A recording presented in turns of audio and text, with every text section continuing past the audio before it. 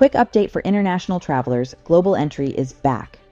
After being suspended for nearly a month due to the government shutdown, the Department of Homeland Security restored Global Entry on March 12th at 5 a.m. Eastern Time. If you're a Global Entry member, your kiosks are working again. You can use expedited customs processing when you return from international travel. Why was it suspended? DHS shut down Global Entry on February 22nd during the partial government shutdown, saying they needed to reassign staff to general airport operations. TSA PreCheck was also briefly suspended, but came back quickly. Global Entry took longer. What does this mean for you? If you're traveling internationally and you have Global Entry, you're back to fast-track customs lines. No more waiting in the standard queue with everyone else.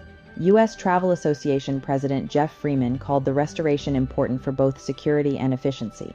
13 million Global Entry members use the program to skip long customs lines, and it frees up officers to focus on higher-risk travelers. Bottom line, Global Entry is operational again as of March 12th. If you have it, use it. If you don't have it and you travel internationally often, it's worth the application. Questions about Global Entry or international travel? Drop them in the comments.